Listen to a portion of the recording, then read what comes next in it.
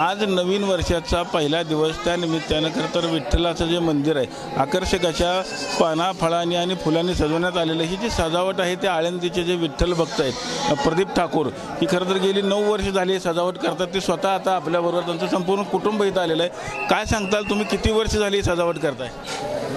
हरिमुखे म्हणा पुण्याची गणना कोण करे.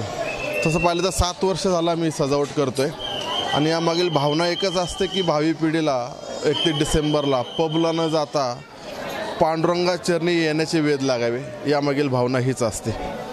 आणि आम्ही फळं वापरतो याचं कारण की महानैवेद्य पांडुरंगाला होतो. 2 टनाचा फळांचा महानैवेद्य होतो. 5 प्रकारचे आम्ही फळं वापरतो. त्यामध्ये सफरचंद असतं, डाळिंब असतं, अननस असतं, मोसंबी असते, संत्रे असते. ही फळं आम्ही नेहमी वापरतो. तुमच्या खरं तर पत्नी देखील आपल्याबरोबर. तुम्ही काय सांगताल, काय तुमच्या भावना आहेत? आज गेली 7 वर्ष झालं तुम्ही सजावट करताय, काय तुमच्या भावना आहेत? खूप आनंद वाटतं, प्रसन्न वाटतं येऊन. आम्हाला दरवर्षी इथं येण्याची आस लागलेली असते. आम्हाला ह्या वर्षी पण ही इच्छा पूर्ण झाली आमची पण. आम्ही रात्री मंदिरात आरस पूर्ण पाहिली.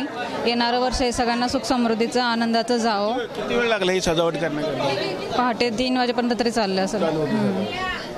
बघितलं असेल की खरं तर ही सजावट केल्यामुळे त्यांना एक आत्मिक सुख मिळतं आणि जी काही फळांचा वापर केला आहे तो एक देवाला महानैवेद्य दाखवल्याचं त्यांना देखील समाधान मिळतं, अशा भावना त्यांनी आता व्यक्त केलेल्या आहेत. विठ्ठल मंदिरातून कॅमेरामॅन विनोद सह रवी लवेकर, TV9 मराठी.